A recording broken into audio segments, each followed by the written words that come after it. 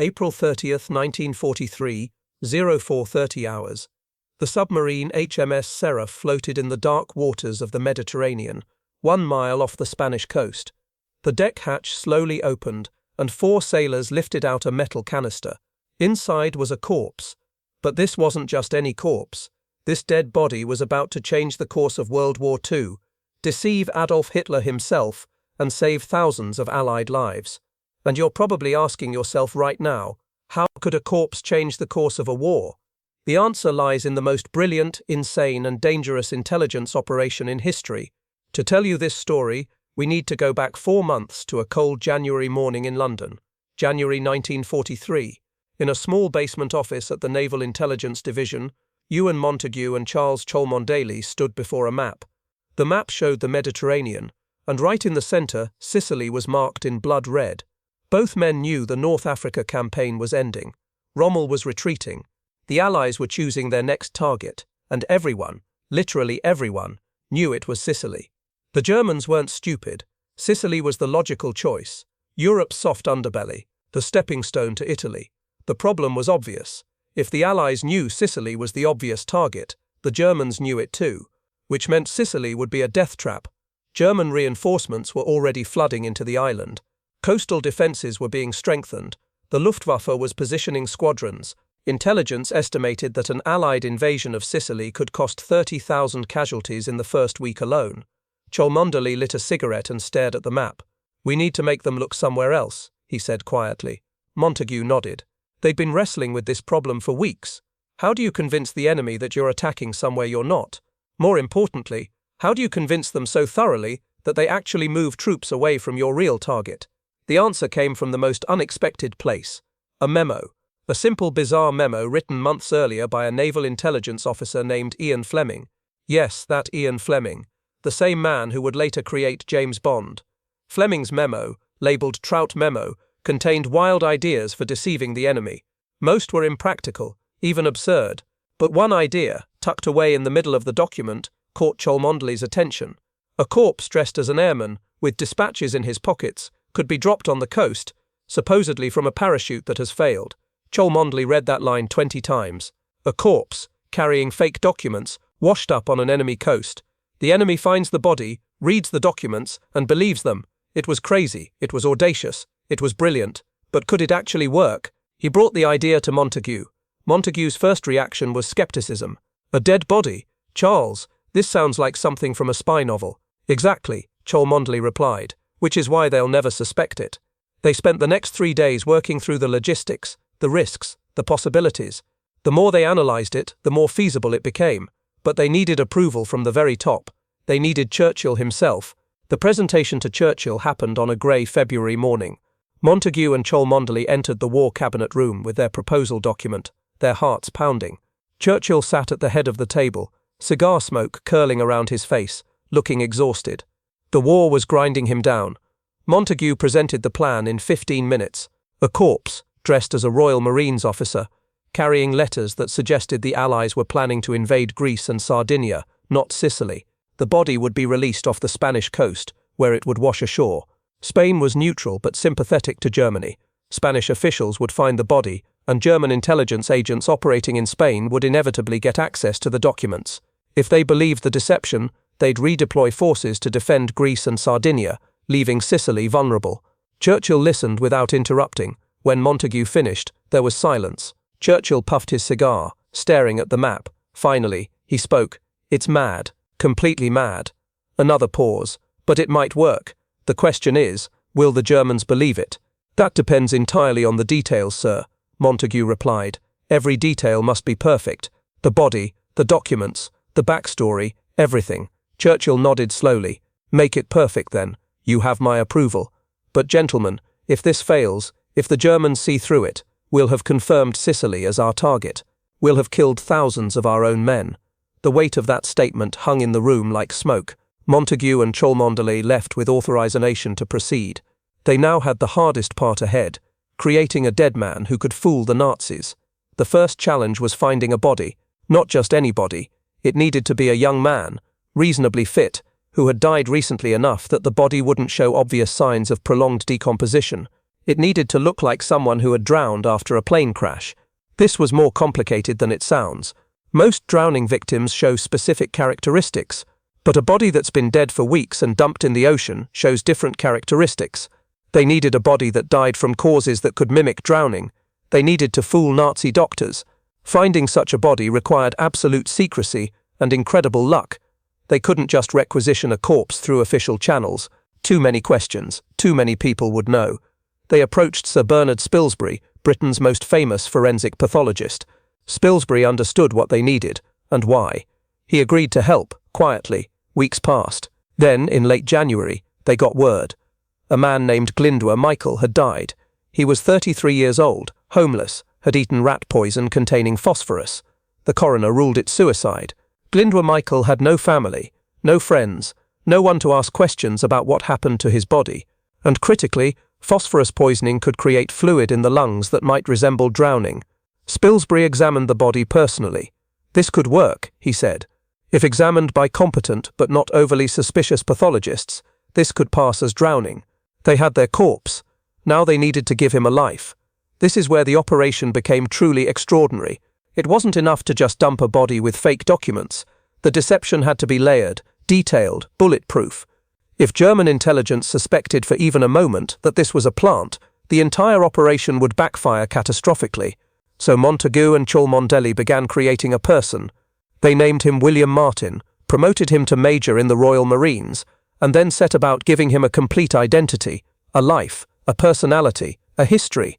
They started with the uniform, a Royal Marine officer's uniform, properly weathered, with appropriate insignia. In the pockets they placed the items a real officer would carry: a watch, stopped at a plausible time, loose change, a receipt from a London club, theatre ticket stubs, keys. Everything had to look natural, used, real. But they went further, much further. Major William Martin needed a personality, so they gave him a fiancée. They created Pam, writing love letters that would be found in Martin's pockets. These weren't simple forgeries. They were masterpieces of emotional manipulation. The letters were tender, intimate, slightly awkward in the way real love letters are. Pam wrote about missing Martin, about their future together, about small domestic details. She included a photograph of herself, actually a photograph of an MI5 secretary who volunteered for the role. The letters created emotional reality. Any German intelligence officer reading them would feel the presence of a real woman, a real relationship, a real life. They added more layers. A letter from Martin's father, discussing family matters and financial concerns. An overdraft notice from Martin's bank, showing he owed £79.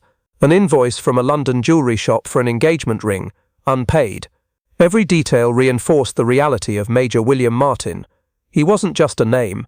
He was a person with debts, relationships, problems, hopes. He was real, or at least he would seem real to anyone examining the evidence. But the personal items were just the foundation. The real payload was the official documents that Major Martin was supposedly carrying. These documents needed to be convincing enough to deceive the entire German High Command, including Hitler himself. Montagu drafted 2 letters, both supposedly written by senior British officers. The first letter was from Lieutenant General Archibald Knee, Vice Chief of the Imperial General Staff, addressed to General Harold Alexander, Commander of Allied forces in North Africa. The letter discussed upcoming operations, casually mentioning that the Allies would invade Greece and Sardinia, with Sicily as merely a cover story to deceive the Germans. The second letter was from Lord Louis Mountbatten to Admiral Andrew Cunningham, suggesting that a certain Major Martin could be useful for combined operations in the Mediterranean, and asking Cunningham to return him after consultation. The genius of these letters was their tone. They weren't dramatic declarations of invasion plans. They were casual, bureaucratic, filled with the kind of mundane details that characterize real military correspondence. They mentioned people by name, referenced previous conversations, included jokes and personal asides. They felt completely authentic, because they were written exactly how such letters would actually be written.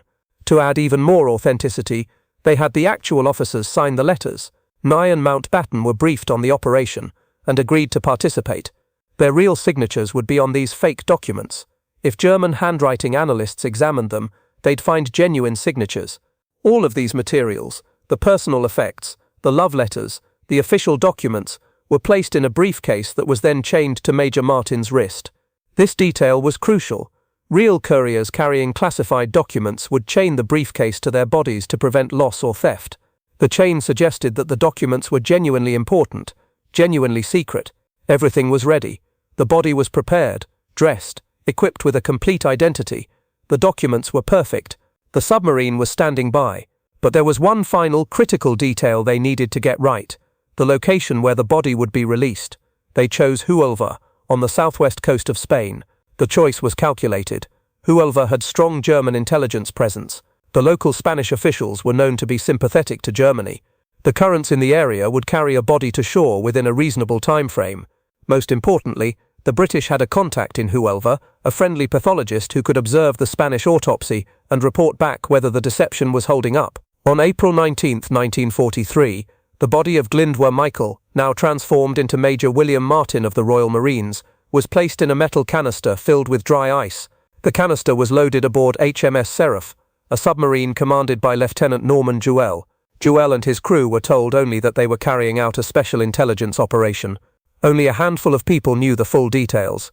HMS Seraph departed from a Scottish port and headed south toward the Mediterranean. The journey took 10 days. During that time, the dry ice kept the body frozen. When they arrived off the coast of Huelva on April 30th, Jewell ordered the submarine to surface under cover of darkness. At 04:30 hours, precisely as planned, the canister was brought up on deck. The crew opened it carefully. The body of Major Martin, wearing his Royal Marine uniform, with the briefcase chained to his wrist, was removed. Montague had included one final touch: a life vest. Martin had to look like someone who had survived a plane crash initially, someone who had tried to save himself before drowning. The sailors, following their orders, read a brief prayer. Then they placed Major Martin into the Mediterranean Sea. The body floated, face down, the life vest keeping it buoyant. The current began to carry it toward the Spanish shore. HMS Seraph's deck watch confirmed the body was drifting in the right direction. Then the submarine submerged and headed away, leaving Major William Martin to complete his mission alone. Now came the waiting, the most agonizing part of any intelligence operation, waiting to see if it works. British intelligence had no way to control what happened next. They could only hope that the Spanish would find the body quickly, that the Germans would get access to the documents, and that the deception would hold. The body washed ashore near Huelva on the morning of May 1, 1943. A local fisherman spotted it and immediately reported it to Spanish authorities. The Spanish police arrived, recovered the body, and noticed immediately that this was a British military officer. The briefcase chained to his wrist was still there, apparently unopened. The Spanish authorities faced a decision. Spain was officially neutral, but the country was deeply divided. Many Spanish officials, particularly in the military and intelligence services, were sympathetic to Nazi Germany. Franco's regime owed its existence to German and Italian support during the Spanish Civil War. The temptation to share information with the Germans was strong. The Spanish conducted an autopsy. The local pathologist examined the body and concluded that Major Martin had drowned, probably after a plane crash at sea. The body showed signs of having been in the water for several days, which matched the scenario. The pathologist noted the fluid in the lungs, which he attributed to drowning. Glyndwr Michael's phosphorus poisoning, transformed by Spilsbury's expertise and the Mediterranean salt water, had successfully mimicked drowning. The deception's first test was passed. But the critical question remained: would the Spanish give the Germans access to the briefcase? The British couldn't ask directly, they couldn't show too much interest without arousing suspicion. So they did something clever. The British naval attaché in Madrid made formal inquiries about the body, asking for its return along with all personal effects. He expressed concern about the briefcase, noting that it might contain classified materials. His tone was urgent but not panicked, just concerned enough to seem genuine, not so concerned that it would suggest the documents were fake. The Spanish played their role perfectly. They assured the British that everything would be returned. They were very sorry about Major Martin's death. They would handle the matter with appropriate respect and discretion. Behind the scenes, Spanish intelligence photographed every document in the briefcase before handing them to the German Abwehr agents in Madrid. The German intelligence officers couldn't believe their luck. Here, delivered by the sea itself, were top-secret British invasion plans, letters from the highest levels of British command, discussing the upcoming Mediterranean operations. The documents clearly indicated that Greece and Sardinia were the real targets, with Sicily as a diversion. This was exactly the kind of intelligence coup that careers were built on. The documents were rushed to Berlin. German cryptographers examined them. Handwriting experts analyzed the signatures. Intelligence analysts studied every detail. All of them concluded, these documents are genuine. The British are planning to invade Greece and Sardinia. Sicily is a feint. The documents reached Adolf Hitler's desk on May 14, 1943. He read them personally, studied them with his generals, and made a decision that would alter the course of the war. Hitler was convinced, completely, utterly convinced. The invasion would target Greece and Sardinia. Sicily was a diversion, and because Hitler believed it, the entire German military machine shifted based on a lie created by 2 British intelligence officers and a homeless man's corpse. Back in London, Montagu and Cholmondeley had no idea if their plan was working. They waited anxiously for any sign, any indication that the Germans had taken the bait. The first clue came through Ultra, the British code-breaking operation at Bletchley Park. German military communications, decoded in real time, began showing something extraordinary. Orders were being issued to reinforce Greece. Troops were being moved from Sicily. Coastal defences in Sardinia were being strengthened. The Luftwaffe was repositioning squadrons. Rommel himself was sent to Greece to prepare for the expected invasion. The Germans weren't just believing the deception, they were acting on it with full commitment. Montagu received the Ultra intercepts in his office and simply stared at them. His hands were shaking. Cholmondeley stood beside him, reading over his shoulder. For a long moment neither man spoke. Then Cholmondeley said quietly, "My God, it worked, it actually worked." But they couldn't celebrate yet. The real test was still coming. Operation Husky, the invasion of Sicily, was scheduled for July 10, 1943. If German forces were still heavily concentrated there, if the deception had failed despite the promising intelligence, thousands of Allied soldiers would die on those beaches. Everything depended on the next 2 months. The German High Command's response exceeded even the most optimistic British hopes. Hitler became personally obsessed with defending Greece. He believed, with absolute certainty, that the British would strike there. He ordered the 1st Panzer Division transferred from France to Greece. He moved additional divisions from Sicily to Sardinia and the Greek mainland. Coastal artillery was reinforced. Naval patrols were increased. The Germans were preparing for an invasion that would never come. Meanwhile, Sicily's defences were being stripped. Not completely, but significantly. The German forces remaining on Sicily were spread thin, tasked with defending hundreds of miles of coastline with inadequate numbers. Admiral Wilhelm Canaris, head of the Abwehr, presented regular reports to Hitler, confirming the intelligence from Spain. The documents from Major Martin's briefcase were analysed again and again. Every time German experts concluded they were genuine. Some junior officers raised questions. The scenario seemed almost too convenient, a body washing ashore with perfect intelligence exactly when the Allies were planning their next move, but these doubts were dismissed. The documents had passed every technical test, the signatures were real, the personal effects on the body were convincing, the autopsy confirmed drowning. There was no reason to suspect deception, and Hitler didn't want to hear doubts. He had made his decision. On July 10, 1943, at 02:45 hours, the largest amphibious operation in history to that point began. Allied forces, 160,000 strong, landed on the beaches of Sicily.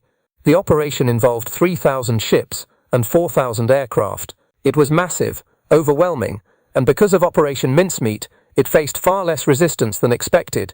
The German forces on Sicily were outnumbered and unprepared. They had been expecting a feint, not the main assault. They had been told the real attack would come in Greece. When the full scale of the invasion became clear, the German commanders were shocked. They had been completely deceived.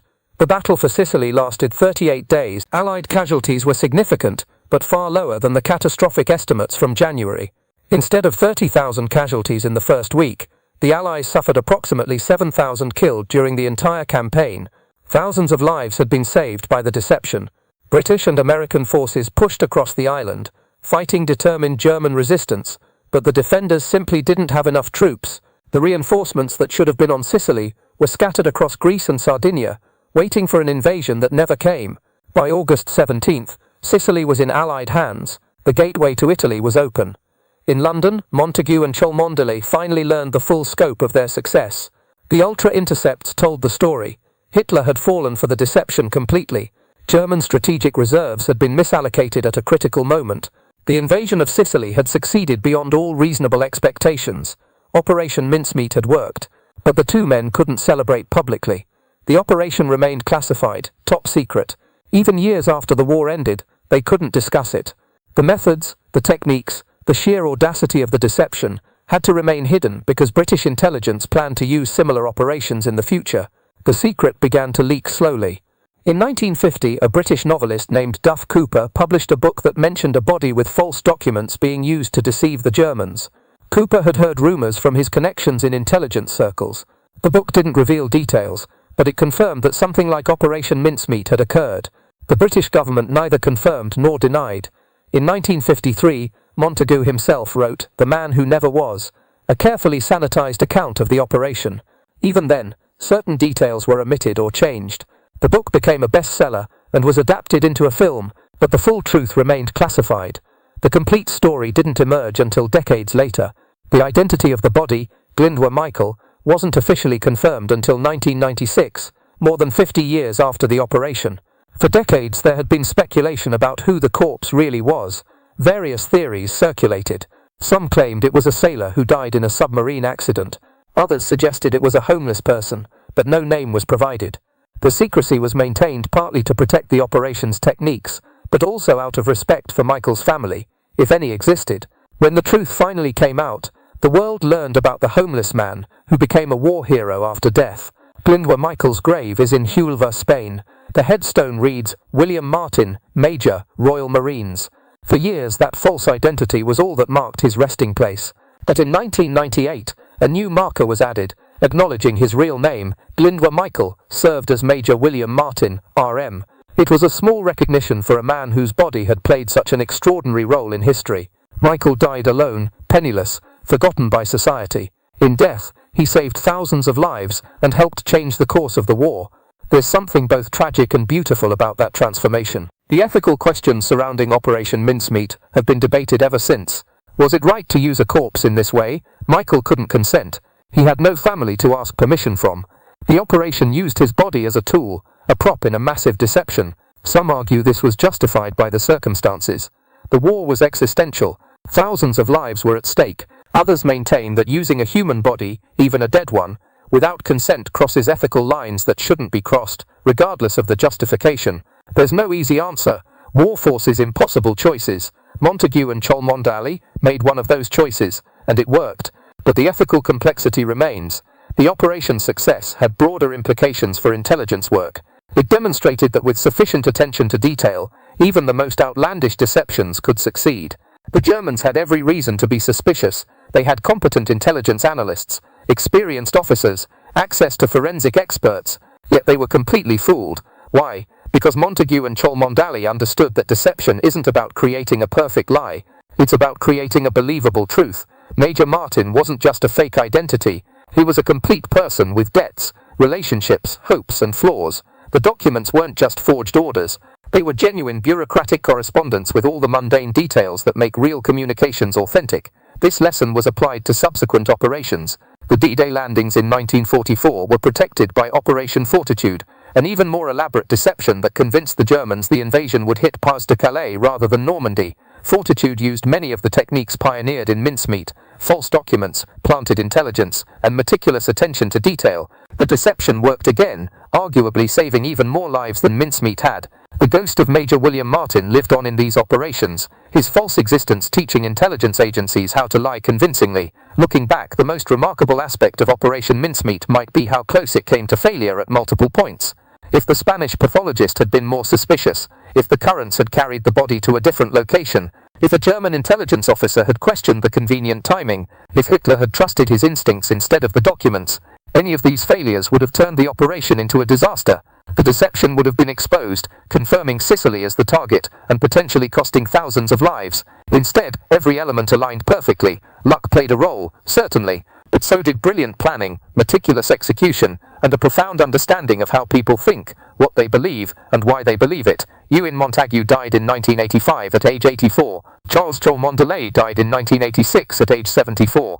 Both men lived to see their operation recognized as one of the greatest intelligence coups in history. Both received honors and recognition, though many of the operation's details remained classified even at the time of their deaths. In interviews later in life, both expressed satisfaction with what they had accomplished, but also acknowledged the weight of what they had done. They had played with death, literally and figuratively. They had gambled with thousands of lives. The gamble paid off, but the responsibility never entirely left them. The final irony of Operation Mincemeat is this: the Germans never fully learned their lesson. Even after the war, when the deception was partially revealed, German military analysts struggled to accept that they had been so completely fooled. Some former German officers insisted that the documents must have been genuine, and that the British had simply changed their plans at the last minute. This denial is perhaps the greatest testament to the operation's success. The lie was so good, so thoroughly constructed, that even after being exposed, some people preferred to believe it rather than accept they had been deceived. Today, you can visit Glyndwr Michael's grave in Hulova. Tourists and history enthusiasts make the pilgrimage to pay respects to the man who never was. The grave sits in a Catholic cemetery, overlooking the sea that carried his body to shore 80 years ago. Fresh flowers are often placed there by visitors who understand what his death accomplished. He was a homeless man, a nobody, someone society had forgotten. In death he became a hero who saved thousands of lives without ever knowing it. And perhaps that's the ultimate lesson of Operation Mincemeat. Sometimes the most unlikely people, in the most unexpected ways, change history. You just have to give them the chance, even if that chance comes after death.